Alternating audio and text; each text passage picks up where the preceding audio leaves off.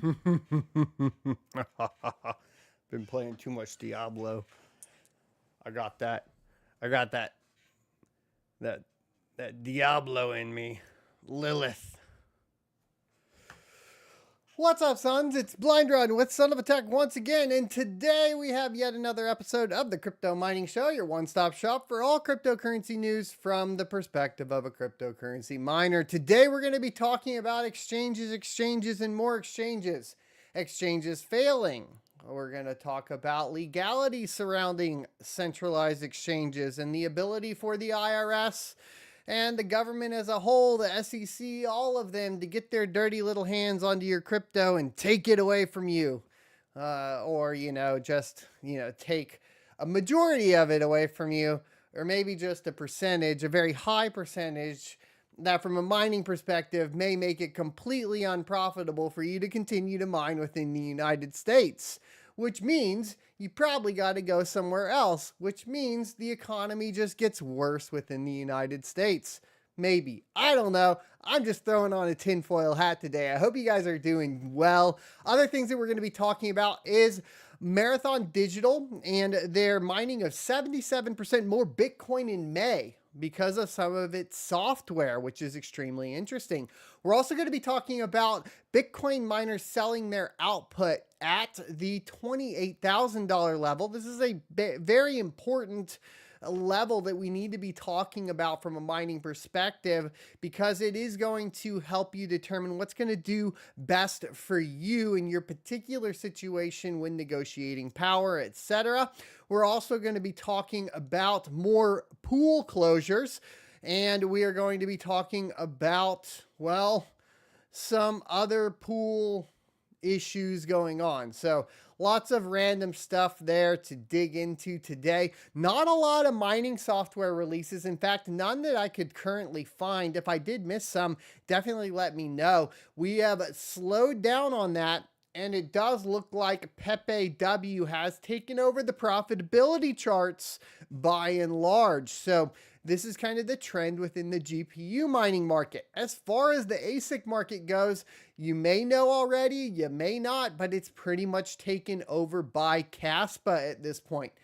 Not dissimilar from what we saw with Kadena earlier in the year, where the top of the charts for all of the ASIC miners is just Kaspa. Used to be Kadena. What I will definitely want to point you guys towards as far as the altcoin market and ASICs goes is that the L7 still sitting there in the top 5, still steady income, makes a lot of sense. Prices coming down on it. Probably going to see a new miner release from Bitmain on the script mining front, if I had to take a guess, just because of the natural cycle of that. And then, of course, just your steady old Bitcoin mining strategy, if you're going to go that route, is not really a bad idea right now to start stocking up on miners. You don't have to energize them necessarily, but there are energizing options that we'll talk about too. Before we get into all of that, let's go ahead and run the ad for today. And once again, thanks for joining. It's always good to see you guys here. Today's sponsor is myself. I recently launched a crypto mining e-course at sonofatech.com, and it includes 9 steps to cover when you decide to start your crypto mining journey. This is specifically pertaining to 2023 crypto mining profits and taking advantage of the down market to achieve skyrocketing growth as we move into the next halving of Bitcoin. You'll learn buying mining equipment in a bear market, using outside investment to speculative mine, begin mining once profit is established, sell mine crypto to pay for electricity, hold and prep for the bull run, sell at the top of the bull market, sell mining equipment at the top of the bull market, and begin investing in land and power so that you can bring in outside investors to utilize excess resources. Thanks everybody for your support, and I hope you enjoy the course. Let me know what you think of it in the comment section below. Welcome back, ladies and gentlemen, boys and girls. Biggest news, in my humble opinion, of the week is that court rules the IRS can access Coinbase user trading data. And this is going to be a big deal moving forward as far as, how all of this is going to be regulated. and how much you're going to owe the IRS based on trades, etc., it's going to get a little tricky. I mean, from the perspective here recently, what I have noticed, when doing taxes and so on, is that by and large, I have been, just exporting those and then creating the 8089s and then submitting that to the IRS. But even then, you talk to CPAs, you talk to tax attorneys, a lot of them won't touch it with a 10-foot pole. And even when you file, it doesn't seem like it's extremely clear as to what's going on. But a Coinbase user has attempted to argue the IRS violated his constitutional rights when it sought his trading data. A U.S. federal court has ruled the International Revenue Service, IRS, is within its right to access Coinbase user data in a case which sought to block the tax agency on constitutional grounds. Plaintiff James Harper filed suit in August of 2020 against the IRS, its then Commissioner Charles Rettig, and 10 IRS agents. It alleged they had violated his rights to obtain trading records through what's known as a John Doe summons.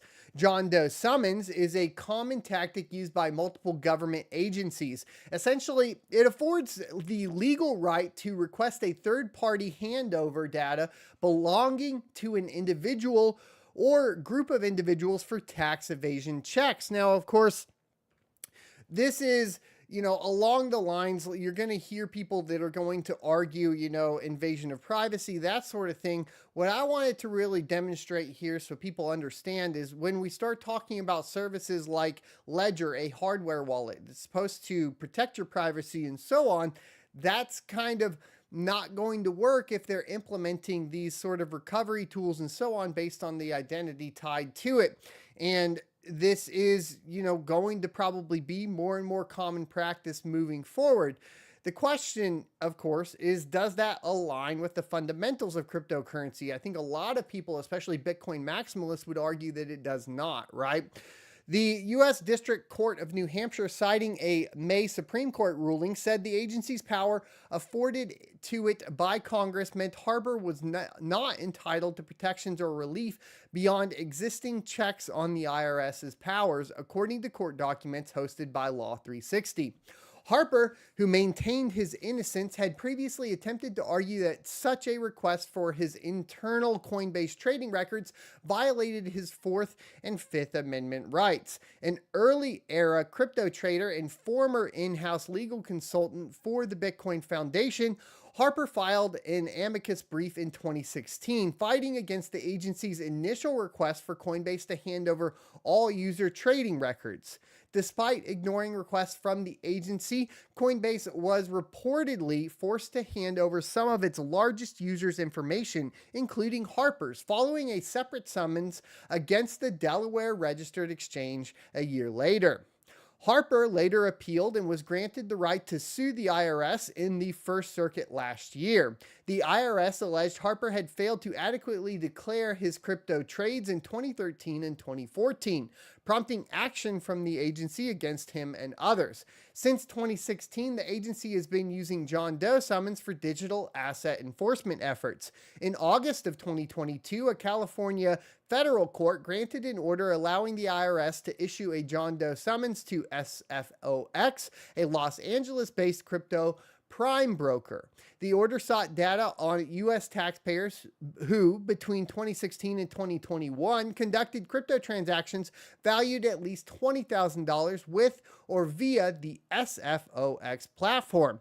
Now, the entire problem here at the end of the day is that we're working with a system that is fighting against another system, right? When we get into like the cypherpunk arguments and so on, you're going to get into the arguments of privacy and such. We go back to email encryption and all the way back to the early 90s and so on, and you see that all of the ability for individuals to basically have a right to privacy or keep their transactions private or to themselves has been removed, even if that is like communication, right? And I think that that is kind of the crux of the issue here. That being said, tax evasion is going to be one of the number one things that is targeted by the government to stifle innovation within cryptocurrency. And it's not always going to be straight up front, right? We could say, all right, well, if you make money on this, pay your capital gains tax and move on. But the issue is going to be like, does that align with cryptocurrency and its principles in the first place? I've talked about this before. In this transformation, and the transformation I reference here is the digital financial transformation. That is kind of what we're going through. Whether that end up being CBDC or Bitcoin is yet to be seen, or any other cryptocurrency insert here if you're an altcoiner. The transition is going to be difficult regardless, and there will be examples that will be made by government institutions, whether that be the United States government, the Chinese government, the Canadian government. It doesn't really matter, because it does end up being a threat at the end of the day to your governments and to your traditional financial institutions. And so if you expected all of this to be a smooth transition into some beautiful utopia, I hate to break it to you, that's not the way it's going to play out. Now, we could go down the lines of like, well, if you're participating, and this is kind of how I look at it, if you're participating within the traditional financial institutions, within fiat currency, right, and you're moving from crypto into fiat, at that point, just consider it just as you would if you were going into Canada and trading your US dollar for Canadian dollar. You are now, part of those rules. Of course, you won't get those taxes that you paid back as you leave the country, right? But you are participating in a different system, so expect to have to actually pay to participate within that system. The question then becomes, when do we start to see a ripple effect within cryptocurrency that shifts people into the shadow economy, and is that even possible? Well, I talked about this with Daniel Keller on our interview, or the interview I had with him, the most recent one, and we talked about the shadow economy with cash for, anybody that's receiving tips, essentially, the cash transactions to avoid any sort of additional tax on that, the ability for an individual to give another individual some dollars without the interference of a third party. And crypto in general was supposed to be the digital form of this, but that does mean that if you're going to perform that, you have to go, from a crypto wallet you control that's never touched, preferably, right, at the end of the day, any centralized exchanges that have KYC attached to them, to another crypto wallet that is controlled by the individual you want to send it to, without, once again, any relation to a centralized exchange or a program or piece of software that has been KYC'd. And that is going to be the next attack vector that really is pointed out here. I think that's why you'll see the governments start to talk about tax evasion being a big problem here. And if they can't get the public to back that, right, then they'll move into more fear mongering along the lines of, well, it's being utilized for drugs and crime, etc. And so you'll see this natural progression go through that. And as they start to try to enforce it, they will make individual examples. I've talked about this before. The hard part ends up being is you turn into this similarity to maybe like the war on drugs, which was unsuccessful. This correlation where you end up having government agencies dumping tons of money and spending, ironically, the tax dollars that they're trying to recover more tax dollars. And it just ends up being a vicious cycle.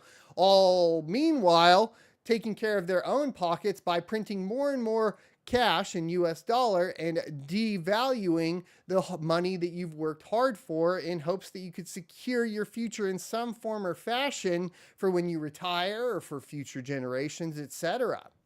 Now, it gets even crazier here. We do have more information coming from the SEC regarding the Coinbase insider trading, and this is really funny because at the end of the day, what we've found is you can't trust centralized exchanges at all. And even if they weren't tied to these problems of being KYC'd and completely doxing your person and yourself to the IRS or to the government in general, and then you run right into, well, even these exchanges are practicing, questionable or they have questionable behaviors surrounding, what they're doing in the back end. And former Coinbase manager and his brother agreed to settle insider trading charges relating to crypto asset securities. The Securities and Exchange Commission today announced that former Coinbase product manager Ishan Wahi and his brother Nikolai Wahi, or Nikhil Wahi, something like that, agreed to settle charges that they engaged in insider trading through a scheme to trade ahead of multiple announcements regarding at least 9 crypto asset securities that would be made available for trading on the Coinbase platform. Ishan and Nikhil Wahi, there we go, each agreed to be permanently enjoined from violating Section 10B of the Securities Exchange Act and Rule 10B-5 and to pay disgorgement of ill-gotten gains plus prejudgment interest. Here's the weird part that I never really understand about a lot of these settlements. And we saw it, obviously with like Mt. Gox and stuff like this. The government confiscates those or takes those penalties, but it never goes back to the public.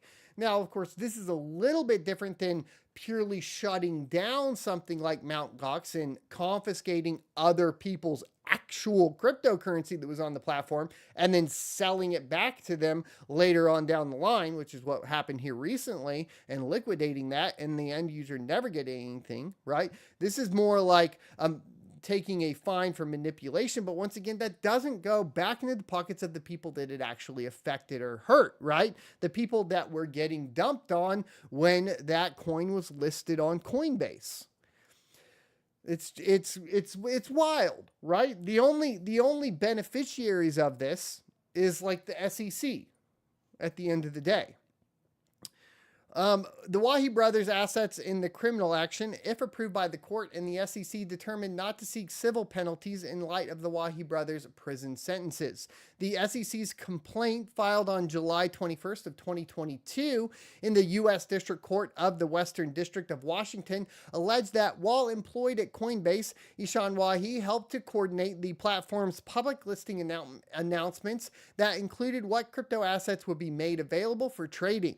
According to the complaint, Coinbase treated such information as confidential and warned its employees not to trade on the basis of or tip others with that information. However, from at least June of 2021 to April of 2022, in breach of his duties, Ishan repeatedly tipped the timing and content of upcoming listing announcements to his brother Nikhil Wahi and his friend Samir Ramani.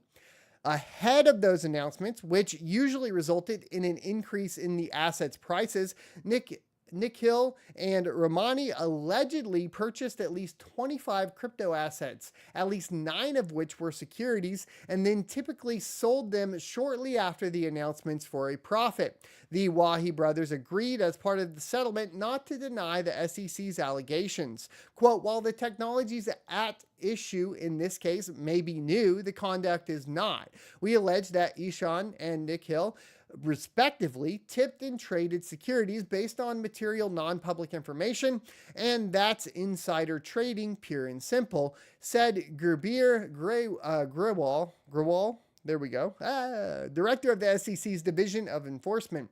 The federal securities laws do not exempt crypto asset securities from the prohibition against insider trading, nor does the SEC.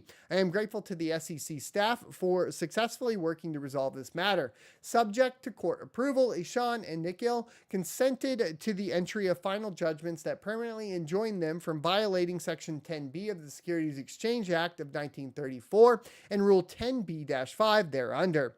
In the criminal action, Ishan and Nikhil pled guilty to conspiracy to commit wire fraud. Ishan was sentenced to 24 months in prison and ordered to forfeit 10.97 Ether and $9,442 Tether. And Nikhil was sentenced to 10 months in prison and ordered to forfeit $892,500. The SEC's investigation was conducted by Michael Brennan, and it goes down the list. The case was supervised by Paul Kim, and the litigation was led by Daniel Marr and Peter Lawless, and supervised by Olivia Coe. The SEC appreciates the assistance of the U.S. Attorney's Office for the Southern District of New York and the FBI. I mean, at the end of the day, right, we follow both of these up like back to back with a couple of like important pieces of information for people that are participating within cryptocurrency. And in my humble opinion, it does point to, of course, that the ideal of not your keys, not your crypto, to avoid centralized exchanges, utilize them for the things that you need to utilize them for, and then get out. And that is really backed up here recently by a bunch of failures that have started to take place of some other centralized exchanges. Now, a lot of these are not even confirmed, which is crazy, but we're starting to see withdrawals being suspended at MEXC with no announcement from MEXC themselves. In addition to that, we had Hotbit fail last week, right?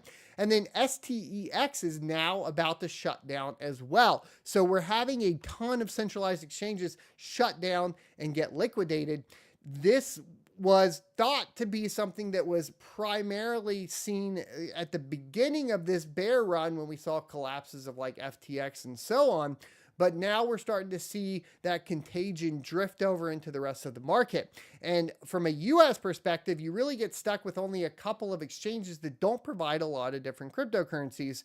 So you really have to start to learn to utilize, non-KYC platforms like TradeOgre, for example, or something along those lines, especially as a miner that's trying to liquidate.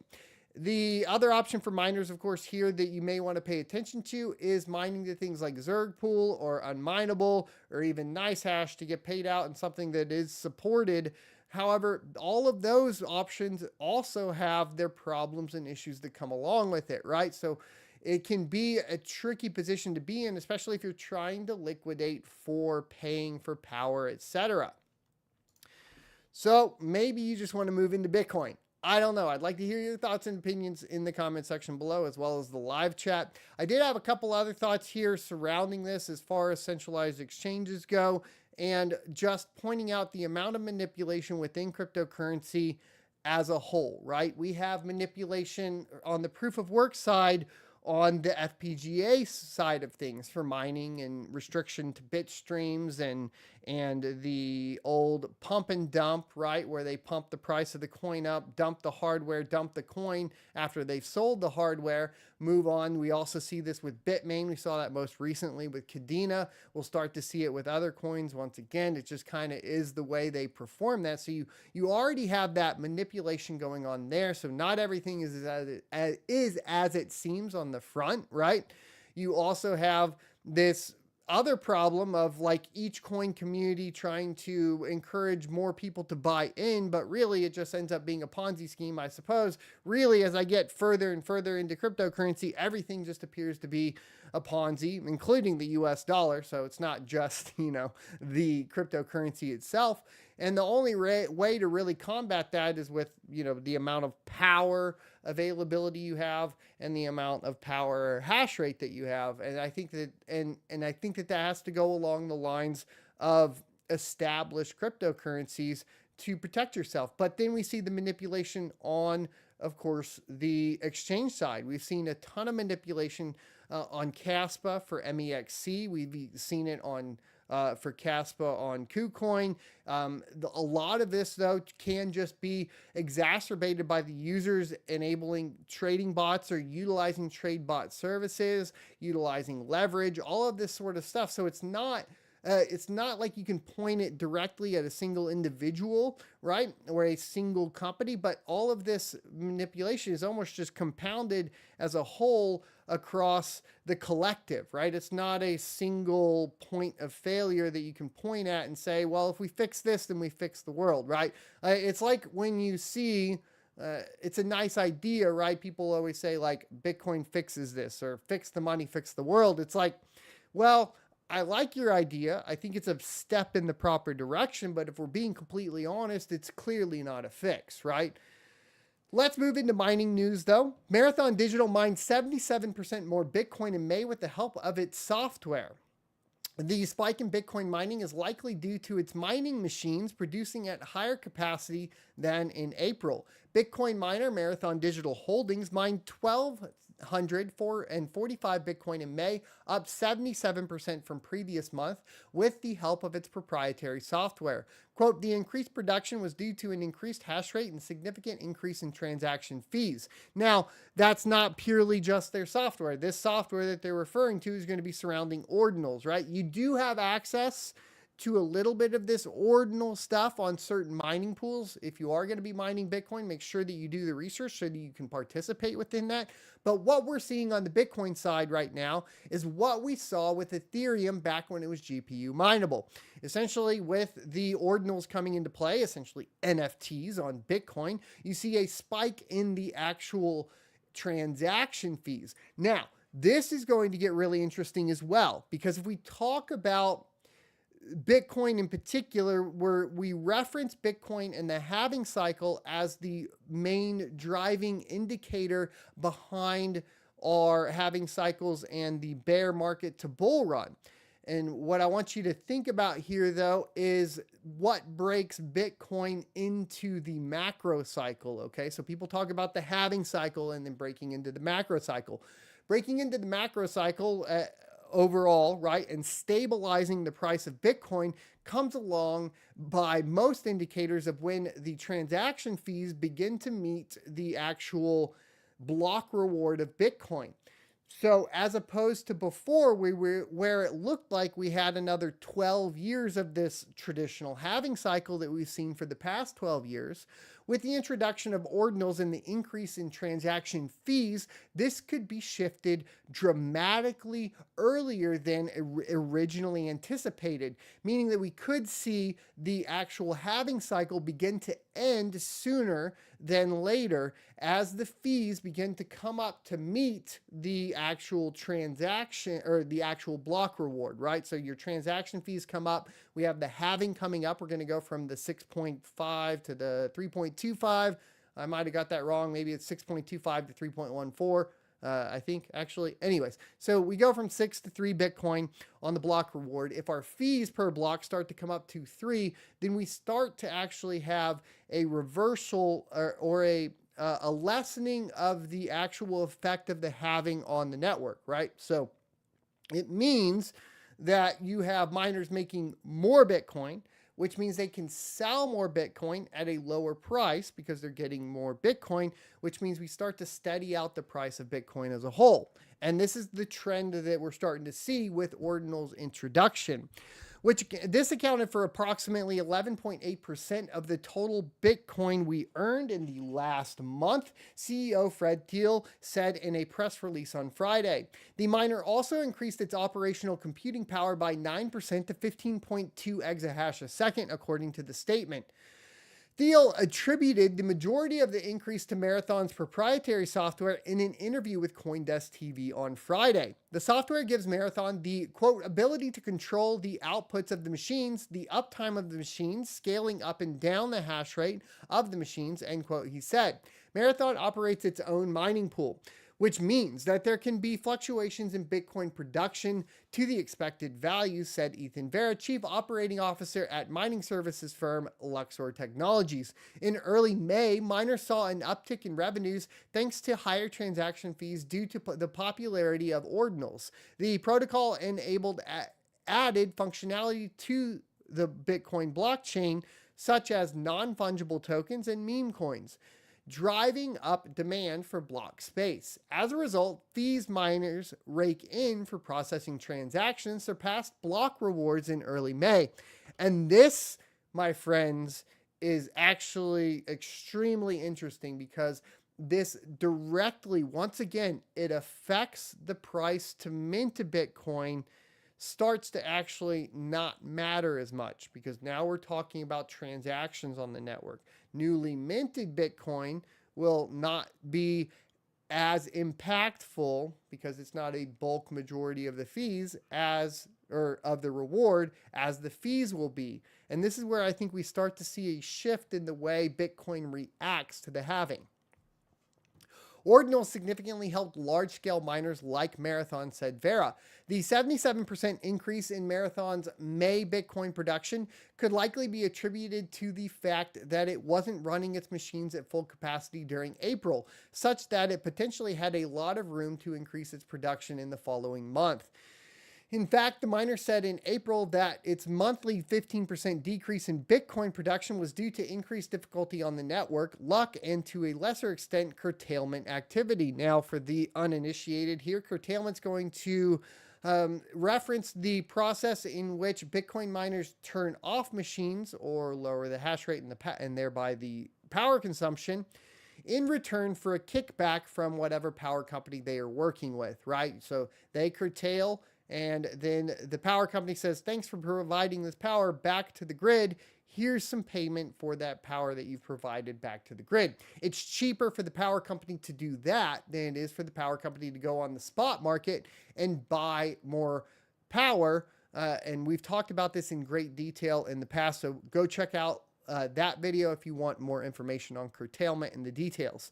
Marathon in the previous month produced markedly little Bitcoin per exahash, which can be partly attributed to downtime of its mining machines. In April, Marathon mined 50 Bitcoin per exahash of computing power, the least out of 14 publicly listed miners. In comparison, during April, Pure CleanSpark mined 78 Bitcoin, Riot Platforms had 61, and Hive Blockchain produced 81 Bitcoin per exahash. Marathon shares on the NASDAQ were flat on Friday, outperforming some of the peers, while Bitcoin rose about 1.3%.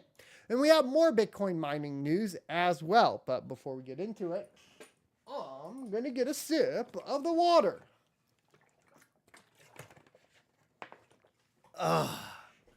Okay. So, Bitcoin miners are probably selling their output at the $28,000 level, says Matrixport. Miners are being forced to liquidate any new Bitcoin mined as margins have narrowed in recent weeks, the report said.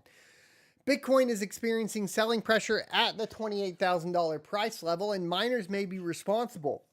Crypto services provider Matrixport said in a report Friday. Matrixport said it suspects that Bitcoin miners are being forced to liquidate any new inventory produced because profit margins have been compressed in recent weeks, the report said. Mining has become very competitive and often unprofitable due to the continuous increase in Bitcoin miner difficulty, the report added. Mining difficulty, the measure of how easily miners can discover a new block of Bitcoin, hit an all-time high earlier this week.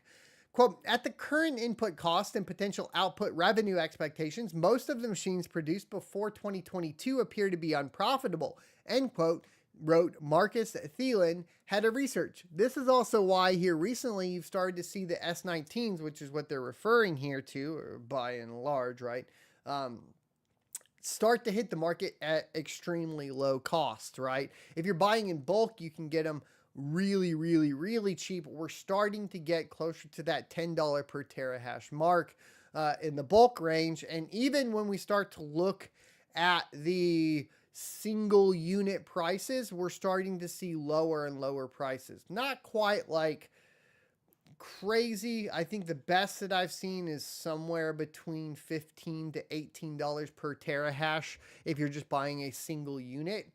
This means miners are forced to sell their inventory at current level instead of holding on till prices increase, as Matrix Post foresees, the note said. There is now significant upside convexity for miners as profitability could increase fourfold if Bitcoin price increased by 10% plus, the note added. And this is where, like, if I'm looking at my strategy here recently, you guys saw that I purchased a bunch of Bitcoin miners. I did purchase them in that minimum order quantity of 10 or more, because at that point you can get that closer to $10 per terahash, and this is going to be extremely important. This is going to put you in that position where you're sitting on the machines, but the price of Bitcoin as it gets closer to the halving hopefully begins to recover, and then you could see a fourfold increase of your mining profitability potentially, right? And that's all going to be, up in the air, and depending on the amount of power or the price of power that you have, what you can negotiate there, etc. So negotiation of power, as always, is going to be the most important thing. Competing within Bitcoin, though, also picking up the units at a price that's extremely cheap. If you want to check out more on my strategy surrounding mining in general and how it works with the halving schedule, please check out sonofitech.com, and I have an e-course up there that goes into depth on it a little bit more. All of it is shared on the channel as well. I don't hide anything there, but it's all in one place over there, so it just makes it easier. Now, it's the end of an era, my friends, and I am sad to announce that Ethermine, or Flypool, has decided to close shop. After careful consideration, we have decided to shut down our mining services at Flypool and Ethermine, said the official Ethermine org Twitter. It said, "We want to thank all of our dedicated miners for the support and contributions over the years. Your efforts have been instrumental in making Flypool a success." It says, "As we move forward, we encourage all users to finalize their mining activities on the Ethereum Classic, Ravencoin, Ergo pools, and to consider staking on ethpool.org for a more environmentally friendly and secure alternative." And, a lot of people are going to say this marks the end. This marks the completion of the GPU mining era. And I'd like to hear your thoughts and opinions in the comment section below, as well as down in the description or the comment, in the live stream. There we go. Do you think GPU mining is going to die at this point? The largest GPU mining pool, I think, that ever existed has closed doors. Maybe they just weren't able to generate the amount of revenue off of Ethereum Classic, Ravencoin, and Ergo. There are definitely other mining pools that have begun to take over for the GPU mining scene. Hero miners of the likes, this type of thing has started to take over on the GPU mining side. But it is a grim take. And a lot of these mining pools, you'll notice, have to support not one or two or three. They really have to support every single GPU mineable cryptocurrency. Otherwise, you just can't survive anymore from a mining pool perspective. And the infrastructure alone is typically extremely costly. It's depending on also the algorithm, the coin that's being mined, the amount of data that needs to be saved for that. Now, there's also another interesting thing going on pool-wise from hero miners and KuCoin specifically. So hero miners, oddly enough, had instructed people to mine their Ironfish directly to the KuCoin exchange. Now, if you're a crypto mining OG, you know that this is wrong from the very get-go. If you watch me or Bits Be Trippin', or I think even Red Panda, everybody will tell you don't mine to an exchange. Why do you not mine to an exchange? Because the risks are too high. And there used to be a lot of issues with exchanges where there were confirmation times, along with basically recording of the actual crypto that was going in. A lot of centralized exchanges would have, for example, just a single master wallet for each coin, and it would go into there, but it wouldn't hit the database properly or whatever, and then you end up not having any crypto. Well, this case is a little bit different, right? What we saw here was KuCoin basically reaching out to customers and saying, thanks, but be informed that your deposit can't be credited to your KuCoin account because it did not reach the minimum required amount. And so people that were mining, this is really kind of bad on hero miners. I will say this, not basically with hero miners processing transactions out. First of all, putting it, in their guide that you could mine to KuCoin, then not paying attention to the minimum required amount, were sending out too little of the Ironfish to KuCoin, and then KuCoin was dropping it. This could have been prevented if you went to the KuCoin website, right? Logged in, looked at what the minimum deposit requirements were for Ironfish, and then made sure that you just set your payout threshold accordingly if you were the end user. But once again, I'm just going to clarify, not to mine to exchanges, to mine to your own wallet. And this is going to be the best way that you as an individual can protect yourself. Placing blame on hero miners or KuCoin isn't going to get your ironfish back here. Remember, when we talk about cryptocurrency, it's all about personal responsibility, right?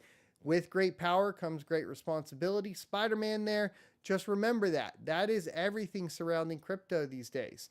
You need to make sure that you're protecting yourself and following some very basic rules like not your keys, not your crypto, as well as not mining to an exchange, which really falls in line with not your keys, not your crypto at the end of the day, is just a sub point of not your keys, not your crypto that you should pay attention to.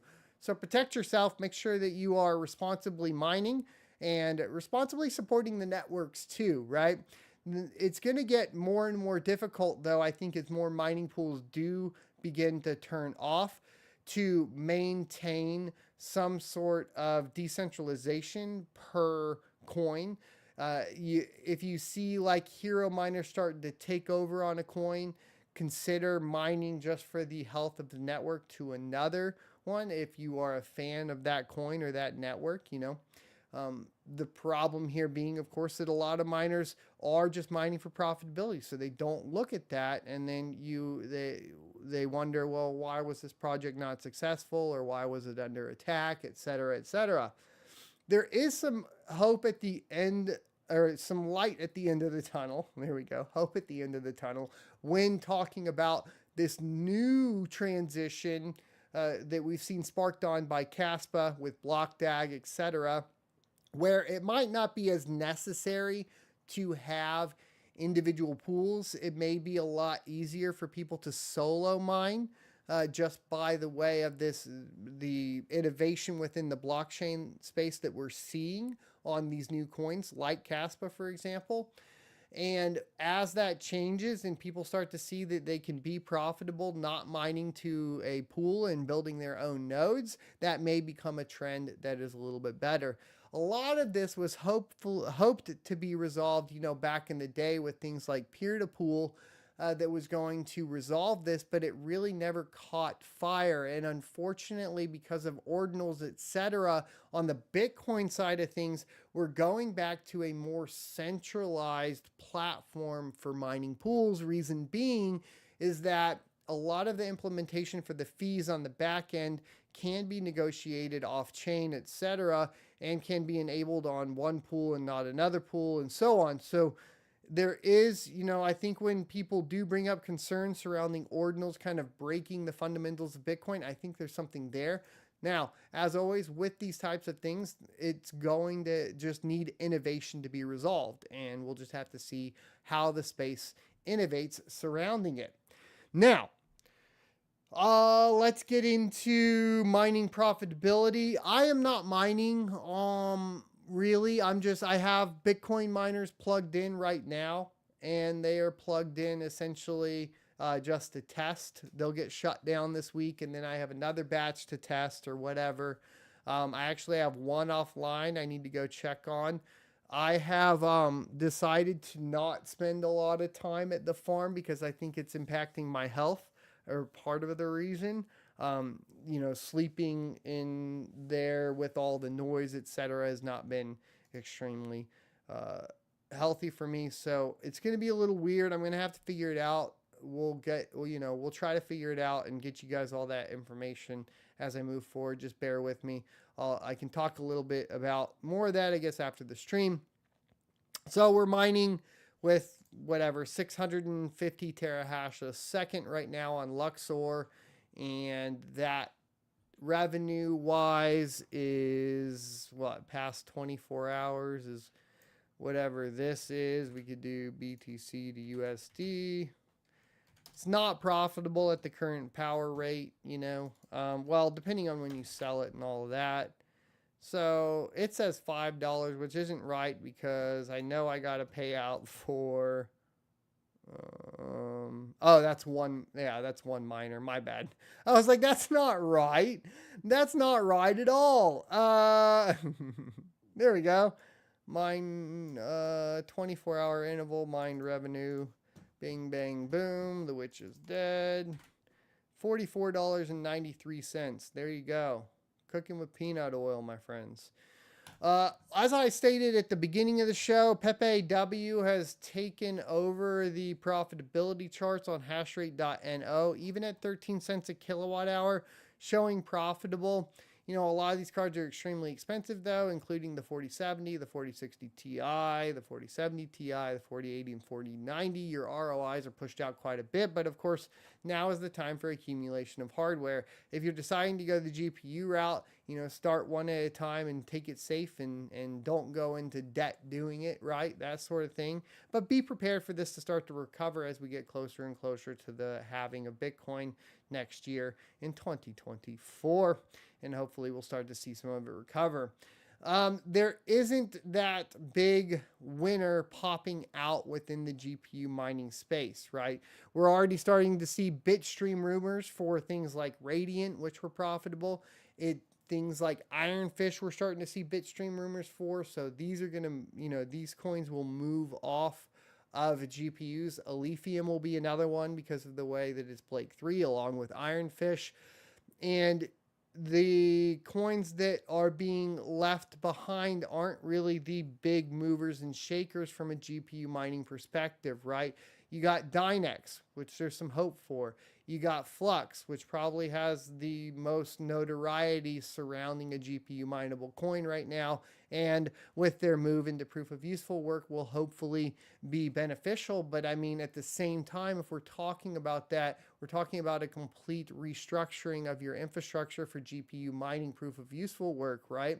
And so a lot of this is going to be kind of, how are you going to prepare to make sure that you're able to actually mine some of these coins depending on which ones are profitable? And if you do prepare for something like proof of useful work, but Pepe W flies high, or some coin that doesn't require you to have 8 PCIe 4.0 lanes or whatever it may be to mine it, and that takes off, well, how much money did you waste upgrading your infrastructure? It's a tricky position, and taking those bets, of course, will either pay off or not pay off, just depending on what happens. It's hard to tell exactly what's going to happen at this point, though, in my humble opinion.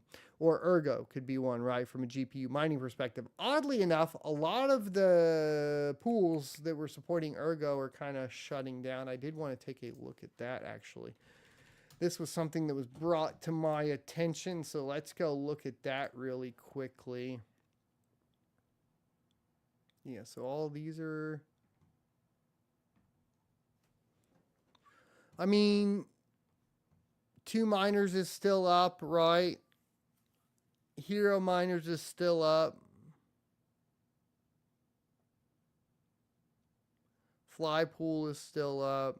You know, so it's like... not that bad. We lost Get Block, which was sad, but not too big of a deal, I guess. And now we lost Flypool, right, which is going to shut down too.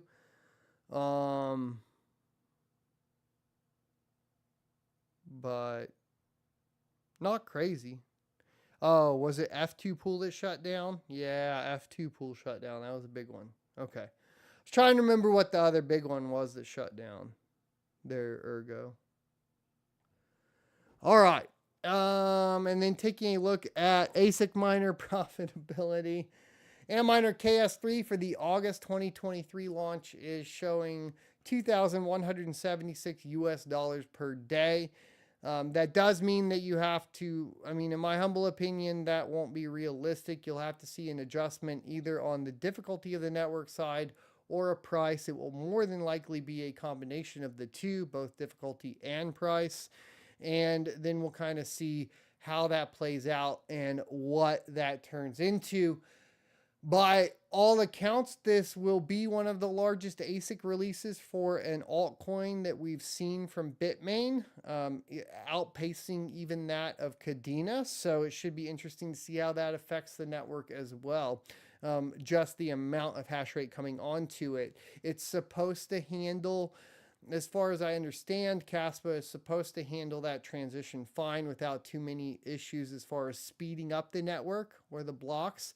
But there is still that question of why has it been 5 days ahead, right? So, The second place is the Ice River Kaspa miner KS2. Those ship out in 2 days, supposedly on Monday. Now, that will probably affect hash rate on the network, which is something that has been closely monitored by a lot of people here. If we take a look at the history, I think back here we had dropped below a petahash down for a little while. Looked like maybe prepping for sending out maybe new firmware from Ice River was one of the suggestions from Rabid Mining. That's not a bad idea. That could be have been that. I would presume we see a slight drop off in hash rate on Monday, and then we start to see that to come back up. The big issue here obviously is going to be like, has that price adjustment already been priced in from Ice River themselves? I tend to think what the most recent price adjustments for kaspa was the Ice Rivers in general, and then we're going to see the Bitmains in turn also affect that here shortly. So watch the hash rate. It's going to be really interesting this week to see what happens, because that's going to give us an idea of how many KS2s are coming onto the network, right? Which is really kind of like the big question. How many KS2s are there? How many are on the network right now? How many are not being mined with that are already prepped for shipping that are going to increase the hash rate and difficulty on the network? That's all the fun stuff we get to learn this week. So as I learn that, hopefully I'll have all that information for you guys and put it out. That's kind of what my eyeballs are on here recently. As stated previously, the impressive Antminer L7 staying within the top 5, even through the Kadena rise, even through the kaspa rise, all that sort of thing, right? And it is, remaining profitable on Doge alone at $8.12 a day. So something to take a look at. But there are inklings of, rumors surrounding a new L9 or something along those lines. So just keep that in mind to be cautious when making any ASIC purchases, which ASIC purchases in general outside of Bitcoin can be extremely risky no matter what, whether it's the Antminer D9 or whether it's the KA3 or even the KS3, right? You take that amount of risk because you are tied to a coin at that point. At least with Bitcoin, you're kind of tied to the biggest coin. So that's kind of my thinking surrounding ASICs in general. I prefer, FPGA probably in second place, and then of course GPUs in first place. GPUs, CPUs, somewhere around there. CPUs really just having, in my humble opinion, the problem of having to compete with crypto jacking, which means you're competing with people that are stealing, which means that you are on an unfair playing field in general. So, but it, Rabid Mining's had some great success with that, so check out his channel if you're interested. Antminer S19 Pro is sort of profitable at 10 cents a kilowatt hour, right? Not very profitable, but a little profitable. So there you go. If you're interested, it's definitely gone way below that dollar mark that it was at when we started tracking this last year. The margins are getting extremely competitive, and I think they'll continue. Now, let's go ahead and get into questions and answers for the day. Remember, super chats are never required, always appreciated, first to be answered. Following that up is going to be tagging at a Son of a Tech, which will highlight the message orange. Gordon says, how did you determine the kaspa network is 5 days ahead? By screenshots from users on Twitter, which I can try to pull up for you guys. But we are 5 days ahead on the emissions chart. Now, this is a couple weeks ago. And I don't understand how, which is one thing we need to get answered by Shy or someone along those lines. Because my understanding was like, it's not like the difficulty adjustment doesn't act in the traditional manner, so it shouldn't affect how far ahead and further back, right? Oh, and Chadwick too is successful with CPU mining. Check with him as well.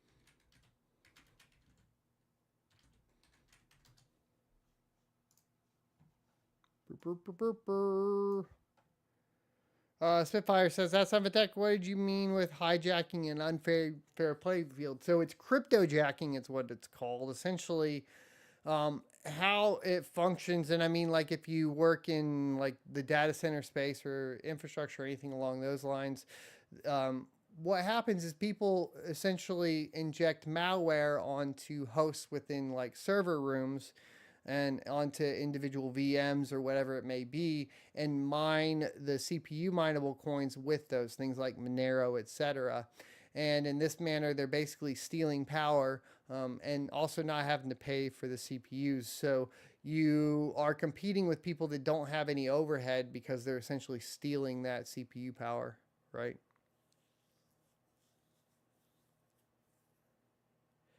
Gandalf says, that's not Tech. Don't really get the crypto tax situation. When a baker bakes a loaf of bread, they aren't taxed when they make it, only when they sell it. Why is crypto mining different? Well, you are taught. Well, I mean, so crypto mining is being classified as, what is it? A service, right?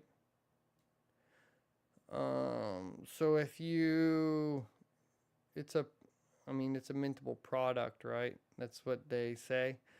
I mean, there's not going to be a way where I think, because you're talking about paying it as income, right? So it's considered a job. The tricky part, so if you were to, here's the weird part with mining, right? If you were to sell the mined coin at the price exactly at the time that you mined it, you would only pay the income tax, right? The problem is that's nearly impossible. So you end up in a situation where you sell a little above or a little below, and that's where the capital gain starts getting added in.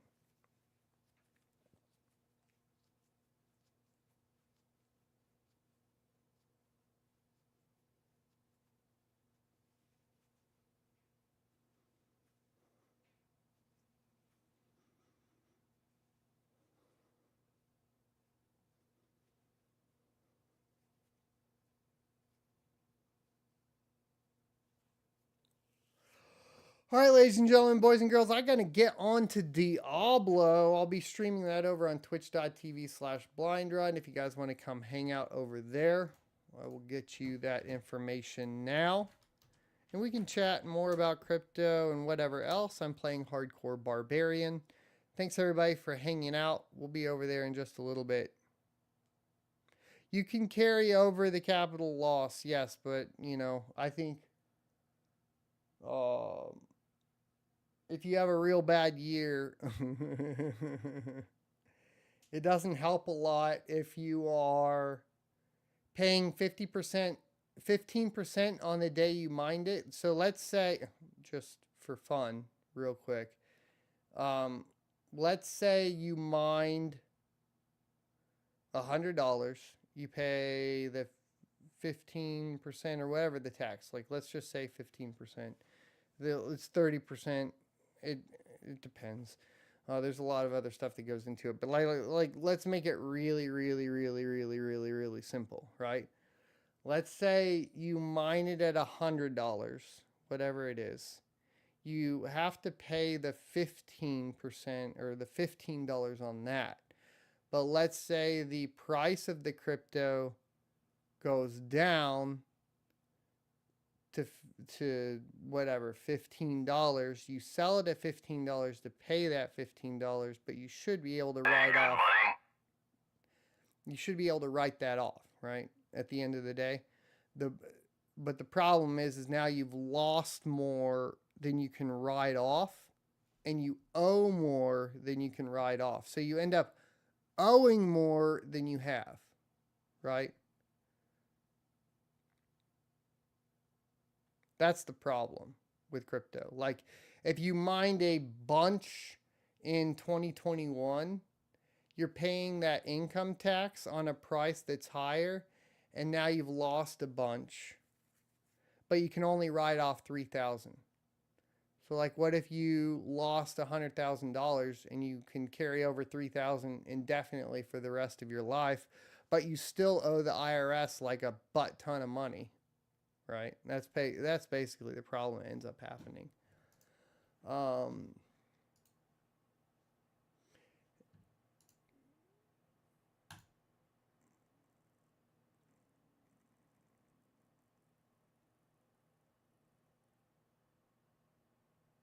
Yeah, you have to sell everything that you earned in ETH at the end of the year to pay the taxes, and then you're effed. Yeah, I mean that's a position that a lot of these miners got into too, right? And then you added leverage on top of it, or not leverage, but what is it? The loans that they took out on the machines that were worth way more when they took out the loans, right? So if you're going to take out the funny thing is that it's predictable, meaning that you can play the game. If you watch my crypto mining Ecourse, I talk about it, right? Like, you can play the game like this. You take the loans out when you're in a bear market, you buy the machines, those machines go up in price. You didn't even have to mine on them, and you sell them, and then you make a profit, right? If you were going to take out loans on your machines, wait till the bear market to take out loans on the machines, right?